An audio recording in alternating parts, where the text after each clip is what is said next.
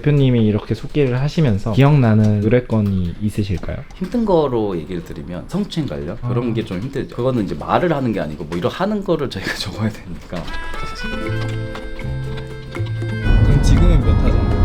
빠르게 나오면은 1000타도 나올 수 있고요. 평균적으로는 보통 600에서 800 정도 속기사들이 나오거든요. 만약에 돈 관련해서 빌렸다 그러면은 사기꾼들의 특징은 돈 달라고 전화를 하잖아요. 알겠어, 지금 보내줄게 라고 얘기를 해요. 사실 다시 대학교로 돌아가서 공부할 자신이 없었어요. 전문 자격증 같은 거 따서 취직할 수 있는 일을 해보자 라고 해서 이제 속기사를 알게 돼서 갔는데 키보드를 그냥 치면 되는 거더라고요. 실례가 안 된다면 대표님의 매출을 여쭤봐도 될까요? 일주일에 300만 원에서 위아래로 왔다 갔다 할 것 같아요.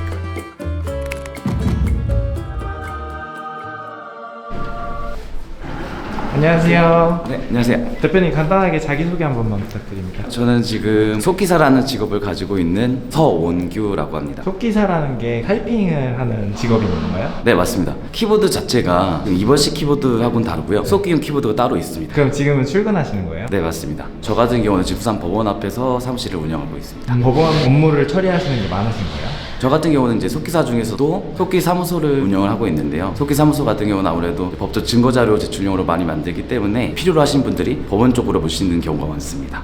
대표님은 이 일을 어떻게 하다가 시작을 하게 되셨어요? 저 같은 경우는 군대 전역할 때쯤에 자격증을 따서 평생 일할 수 있는 직종? 그런 거를 많이 알아봤었거든요. 사실 다시 대학교로 돌아가서 공부할 자신이 없었어요. 전문 자격증 같은 거 따서 취직할 수 있는 일을 해보자 라고 해서 이제 속기사를 알게 돼서 갔는데 키보드를 그냥 치면 되는 거더라고요. 이제 속기사 자격증 하나로 공무원 쪽에서도 일을 할 수도 있고 프리랜서로도 일을 할 수 있고 또 창업도 할 수 있고 그때 당시에 이제 그런 걸 보고 이거 해야겠다. 이제 그리고 군대 전역하고 한 달 정도 알바를 하고 키보드 살 돈을 모은 다음에 서울에 가서 고시원에 살면서 공부를 시작했던 것 같아요. 속기사는 처음 시작할 때 네. 무조건 키보드가 있어야 되는 거예요? 네. 그럼 키보드 가격이 어느 정도였던 거예요? 그때 당시에는 새 키보드가 한 240에서 70만 원 정도 했던 것 같아요. 그러면 처음에 공부하실 때 힘드셨던 게 어떤 게 있었어요? 어쨌든 저희가 이벌식 키보드하고 속기용 키보드가 다르잖아요, 배열 자체가. 그래서 처음부터 다시 배워야 되니까 외우는 것도 좀 어려웠던 것 같고, 속기 키보드에 약어라는 게 엄청 많아요. 보통 3,000개 정도 내장이 되어 있거든요, 약어가. 그 중에 꼭 필요한 약어들을 다 외워서 써야 되기 때문에 생각하는 것보다는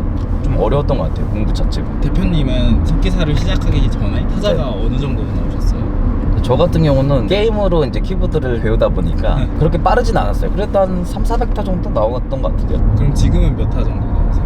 빠르게 나오면은 1000타도 나올 수 있고요. 평균적으로는 보통 600에서 800 정도 속기사들이 나오거든요. 속기사도 자격증 같은 게 있는 거죠? 네, 자격증이 있어요. 취직을 위해서 꼭 필요한 자격증이 한글 속기 자격증이라고 상공회의소에서 주관하는 시험이 있거든요. 1, 2, 3급이 있고요. 저 같은 경우는 이제 2급까지 취득하고 일을 본격적으로 좀 시작했던 것 같아요. 1, 2, 3급을 나누는 기준은 어떤 거예요? 글자 수가 다릅니다. 연설체와 논설체 이렇게 두 가지로 나뉘는데요. 이제 연설체 같은 경우는 1분에 270자, 270자수가 상급 연설체 시험이고요. 논설체 같은 경우는 240자입니다. 그래서 이제 5분 시험으로 되어 있고요. 두 개 다 했을 때 정확도가 90%가 넘으면 합격이 되는 거예요. 한컴 타자 연습에 별에는 밤 치는 거랑 비슷한 느낌인데요? 그거랑 다릅니다. 아, 달라요? 왜냐면 이거 보고 치는 게 아니라 음성으로 틀어주고 그걸 저희가 받아치는 거예요. 일을 하고 계신 분들의 연령대가 보통 어떻게 돼요? 지금 속기 하시는 분들은 20대 후반부터 40대까지 좀 다양하게 있는 것 같아요. 요즘 시작하시려고 하시는 분들도 보면 30대 분들이 좀 제일 많은 것 같아요. 아무래도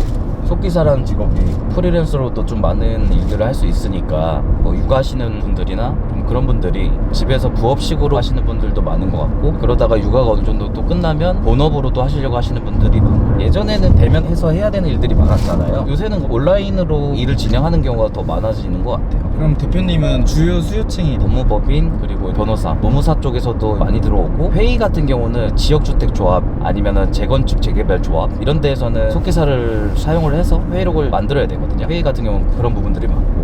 회의록을 작성을 할 때 말을 놓치거나 오타가 발생했을 때 어떻게 하시는 편이에요? 근데 보통 근데 속기사라고 해서 다 현장에서 잘 칠 수가 없습니다. 왜냐면은 다 아나운서 같이 말을 하시는 분들이 없잖아요. 지방 같은 경우는 어르신들 같은 경우는 거의 못 알아듣게 말씀을 하시거든요. 그래서 현장에서 항상 녹음을 하는 게 필수입니다. 녹음기 여러 개로 녹음을 하죠. 현장에서 저희가 어느 정도 초안 작업을 하고 나중에 다시 돌아와가지고 이제 법문 작업을 하죠. 녹음 파일을 들으면서. 후작업이 더 길게 되겠네요. 네, 맞아요. 그러니까 저희가 현장에서 만약에 1시간 정도 회의를 했다고 하면 최소 1시간 반에서 2시간 정도, 경험이 있으신 분들은 한 그 정도는 걸릴 것 같아요. 그럼 대표님은 지금 말씀하셨던 뭐 현장 속기 같은 것들도 많이 나가시는 편이에요? 현장 속기 같은 경우는 한 달에 한 4회에서 한 8회 사이 정도 가는 것 같아요. 아무래도 법 쪽이랑 부동산 관련된 전문적인 지식이 필요한 데를 많이 네. 가다 보니까 이게 머리 아플 때가 많으실 것 같아요. 속기사 하는 사람들이 하는 말 중에 아는 만큼 들린다 이런 얘기가 있거든요. 근데 정말 제가 아는 말은 잘 들리는데 모르는 내용이 나오면 아무리 정확하게 발음을 해도 무슨 소리인지 모르는 경우가 너무 많아요. 검색을 해서 정확하게 최대한 기록을 해드리려고 하죠. 지금 여기는 부산 경남 지방이잖아요. 사투리를 쓰시는 분들이 되게 많을 것 같은데 사투리를 그대로 기록을 하는 편인 건가요? 회의록 같은 경우는 어느 정도 좀 정리를 해서 보기 좋게 저희가 정리를 하는 경우도 있고 사투리 있는 그대로 해달라 이러면 사투리 있는 그대로 그냥 적어드릴 수도 있고요. 근데 이제 녹취록 같은 경우는 증거자료로 쓰이는 거기 때문에 사실 정리를 잘 하진 않아요. 그럼 대표님은 속기사를 시작하고 얼마 만에 창업을 하셨던 거예요? 저 같은 경우는 실무에서 한 2년 정도 일하면서 창업을 같이 준비했던 것 같아요. 제가 그 당시에 나이가 한 25, 6 정도 됐던 것 같아요. 그때 당시에 이제 제 친구들은 막 4년제 대학을 졸업하고 이제 좀 안정적인 직장을 들어간다 그래야 되나? 그때 조금 현타가 왔던 것 같아요. 저는 약간 계약직이나 이런 식으로 좀 많은 일을 하니까 급여는 뭐 비슷할 수 있지만 미래에 대한 보장이 좀 없는 것 같은 느낌이 들었죠. 이렇게 하다 보니까 내 일을 해야겠다라는 좀 생각이 들었던 것 같아요. 보통 이렇게 출근하셔서 어떤 일을 하시는 거예요? 새로 들어온 일이 있는지 확인하고 또 처리해야 될 업무 있는지 확인한 다음에 그거부터 좀 먼저 처리를 하고 있어요. 컴퓨터가 좀 느린 편이네요. 오늘따라 많이 드시는데요? 왜 그러지? 네, 이런 식으로 키보드가 되어 있어요. 되게 노래방 리모컨처럼 생겼네요. 대표님이 이렇게 출근하셔서 평균적으로 일주일에 하는 업무는 몇 개 정도 되세요? 일주일에 저희가 그래도 녹취록 같은 경우 한 30건 정도 업무를 보는 것 같아요. 녹취록 길이는 보통 몇 분 정도 되는 거예요? 요새는 이제 5분 이하로 짧게 하시는 분들이 많고 가끔씩 뭐 길게 하시는 분들은 1시간이 넘는 것도 작업하는 경우도 있고 그런 거에 따라서 이제 금액이 좀 달라지고. 그럼 녹취록 같은 것들은 네. 견적을 어떻게 내시는 편이에요? 녹음의 형태가 보통 보면은 통화 녹음으로 녹음을 한 파일이 있고요. 현장에서 핸드폰 녹음기나 진짜 녹음기를 켜놓고 녹음하는 경우가 있거든요. 근데 이제 작업의 난이도를 봤을 때 통화 녹음은 요새 음질 상태 엄청 좋잖아요. 통화 녹음 자체가 좀 더 저렴하고요. 거기 이제 대화자가 2-3명이 나오거나 이러면 이제 또 좀 추가가 되고 왜냐면 작업 시간 자체가 훨씬 더 오래 걸리기 때문에 그런 식으로 좀 나누고 있어요. 그러면 10분 기준이라고 했을 때 통화 녹음이랑 현장 녹음 어느 정도 단가가 나올까요? 통화 녹음 1시간 정도는 이제 한 20만 원 정도 비용을 받고 현장은 한 25만 원 정도. 현장이 확실히 잡음이 많이 섞이나 보네요. 그러니까 현장에서 녹음한 것도 조용한 곳에서 잘 녹음이 되면 사실 작업하기가 좀 괜찮은데 싸우는 걸 녹음하시는 분들도 있고 주머니에 넣고 녹음을 하시는 분들도 있고 근데 사실 그런 식으로 녹음하게 되면 통화 녹음처럼 이렇게 원활하게 잘 안 나오고 최대한 들리는 부분 위주로 그래도 저희가 계속 반복 작업을 하니까 그러니까 내용이 잘 나올 수 있게끔 저희가 뽑아 드리는 거죠. 그러면 1시간 정도의 길이의 음성을 작성을 하는데 보통 얼마나 걸리시는 거예요? 한 3시간에서 4시간 정도는 잡아야 될 것 같아요. 통화 녹음 같이 잘 들리는 것 같은 경우는 좀 더 시간이 짧고 되고. 너무 안 들리는 것 같은 경우는 한 10시간 이렇게 또